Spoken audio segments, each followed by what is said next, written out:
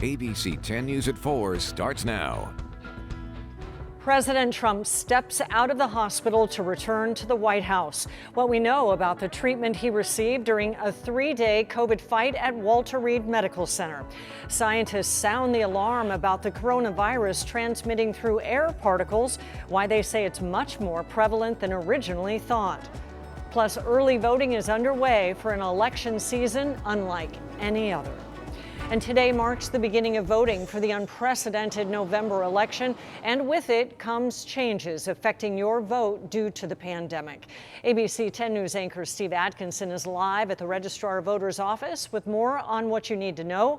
We'll go to him in just a few minutes. But first, let's get to breaking news. Just 20 minutes ago, President Trump walked out of Walter Reed Medical Center after 3 days in his fight against COVID-19. In that time, doctors administered several rounds of aggressive treatment. Hours ago, Trump tweeted that he was feeling well, saying, "Don't be afraid of COVID, don't let it dominate your life." But doctors say he may not be entirely out of the woods just yet. He is now back at the White House. Marine One landed just moments ago on the lawn of the White House. This comes as a growing coronavirus outbreak spreads in the White House. Press Secretary Kayleigh McEnany is now positive and in quarantine. And at least 2 other staffers in the White House press office also tested positive over the weekend. Melania Trump is said to be well and still in quarantine as well. The president has received at least 8 different medicines and supplements since he tested positive for COVID. Several are new and approved under emergency or compassionate use orders, including Regeneron's antibody cocktail. Now that uses lab-created COVID-19 antibodies to boost the immune response. A late-stage trial that has not been peer-reviewed yet suggests that this cocktail is safe and appeared to reduce symptoms. None of the other medicines that he's been given, whether it's remdesivir or more recently dexamethasones, none of them have actually been shown to have direct antiviral activity. That is, they don't lower the virus levels directly. Regeneron's founding scientist says that they're getting more requests now since the president's received their treatment. However, compassionate use is not intended for widespread distribution. The FDA would have to grant emergency use authorization. Of course, we all know when you're fighting a viral disease and it's a race between the virus taking over and your body beating it. Dropping viral levels would be a great indicator that the battle is going in the right direction and that the patient is winning. The president also took a steroid called dexamethasone, which is used to treat inflammation and is proven to help people breathe when they need oxygen. For patients who are hospitalized on ventilators or getting oxygen, it was extremely effective in helping them walk out of the hospital under their own power. Meanwhile, the First Lady, who also tested positive, tweeted today that she is feeling good and will continue to rest at home. Now, the White House's press secretary has tested positive for coronavirus. Kayleigh McEnany made the announcement this morning on Twitter. She says that she's been getting tested daily since Thursday. That's when Hope Hicks tested positive. She spoke briefly with reporters yesterday evening. She says none of them spent enough time around her to be considered close contacts. McEnany says that she will now be under quarantine and will be working remotely. On the phone with us now is Dr. Christian Ramers with Family Health Centers. Dr. Ramers, thank you for joining us on this very busy afternoon. Thank you for having me. We are looking to have a little better understanding of the drugs the president has been given so far.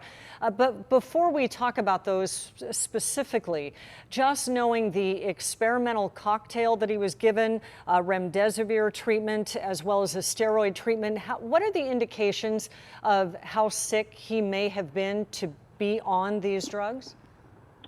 Yeah, sure. There's a lot to unpack here, and I'd say we're definitely in uncharted territory because each of these drugs has been studied really in isolation or maybe with 1 or 2 other combinations, but never all used together. Let's start with the Regeneron compound. So this is a monoclonal antibody cocktail, which is definitely not approved. This has not been studied in large phase 3 trials. There's been some data released in a little over 200 patients that it looks favorable, but this is not something that's available to the general public. In fact, it's only available through research trials at this point or through this special process called compassionate use.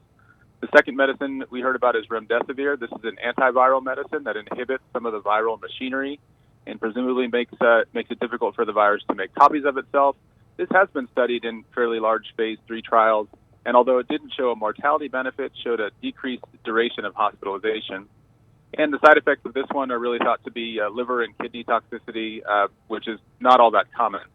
The third is dexamethasone, and this was studied in a very large trial called the Recovery Trial out of the UK. Over 10,000 patients were studied in this trial. And this really targets the inflammation in the body, which is felt to be kind of the second phase of the illness. After the virus levels may start to decline.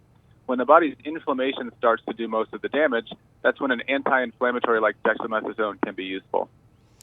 We have heard the remdesivir will last for 5 days, but especially with the Regeneron, we've really only been told he was given that the day that he went into Walter Reed. How long do you expect, or would he be on any of these, the cocktails?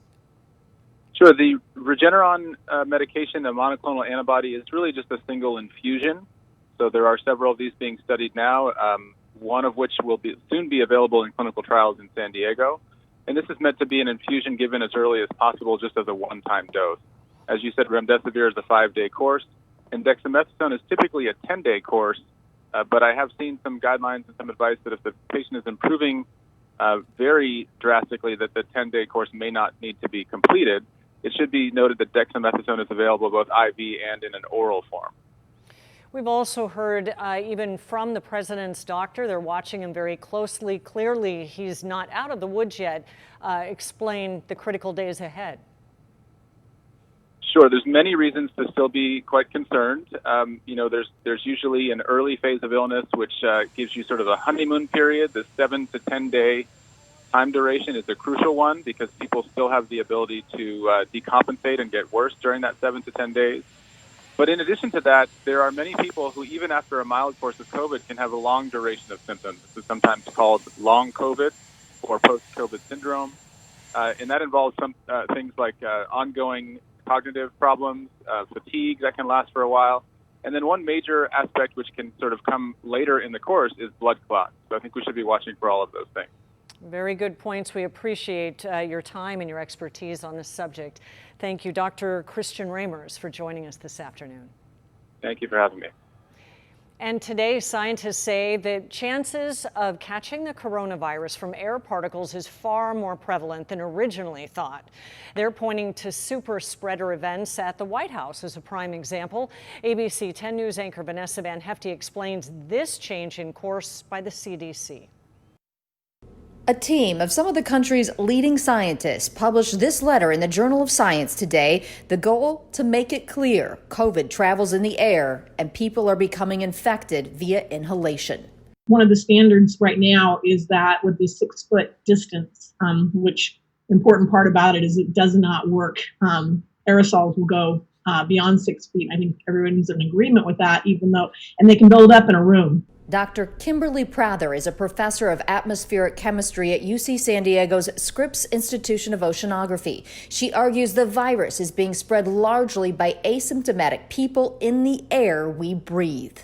Ventilation really is just so important. And sometimes in some places, that's just a matter of, opening the door and opening the windows. We'll clean this right out. The researchers, who come from UC San Diego, the University of Maryland, Virginia Tech, and others, argue infected people release thousands of virus-laden aerosols, and the focus should be shifted to protecting against airborne transmission.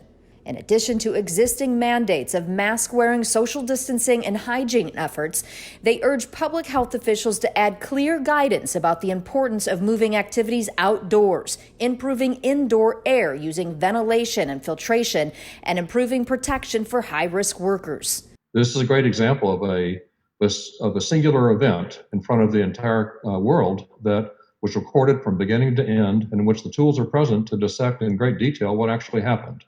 Saying, as we've seen in the last week at the White House, wearing a mask is critical. Vanessa Van Hefty, ABC 10 News. And the researchers also say not all masks are created equal. They say it's best to use 2 layers of material and make sure that it conforms tightly around your nose and face. The team says viruses in the aerosols can remain suspended in the air for hours. They can travel more than 2 meters when ventilation is poor, causing super spreading events.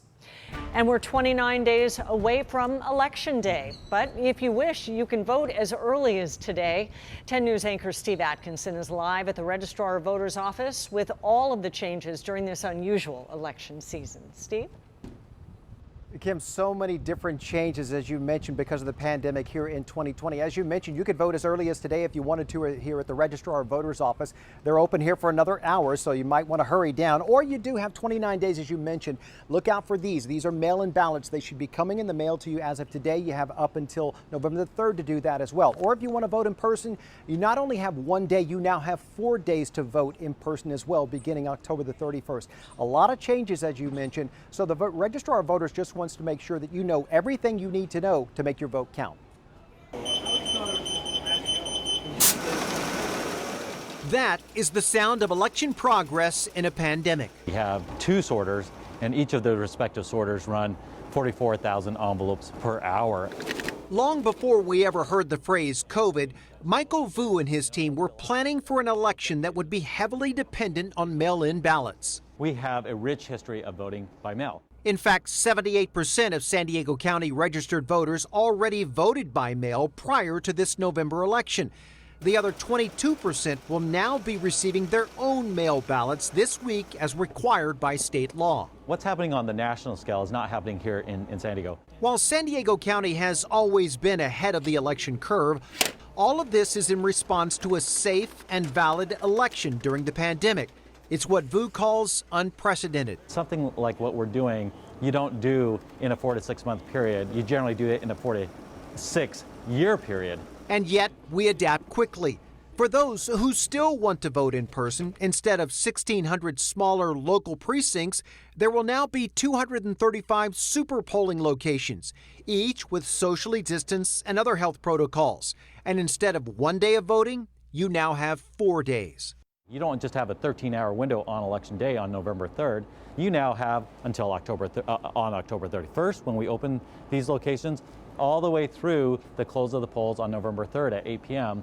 to go out and vote. Still, Vu's campaign is vote safe, and he's encouraging voters to use the mail ballot option, despite the unfounded claims from the president. This is going to be a fraud. Vu wants to assure all San Diegans your vote will count. We've built the infrastructure, we've built the processes and protocols to ensure the security of every single ballot and that there is utmost integrity in that process. All right, now if you're one of those people like me and likes the best of both worlds, you can actually drop off your mail-in ballot in person as well. The county is going to provide 126 mail drop-off locations where you can just bring in your ballot. There's going to be a county monitor there as well to make sure that you have signed and sealed your ballot as well, completely safe. This is all about voting safe here in 2020. They want to make sure that you're healthy during this pandemic and that you do it the right way and that it's verified. We're going to be talking more about that coming up at 4:30, Kim. We're going to be talking about the mail-in process and how safe your vote will be. We'll see you then.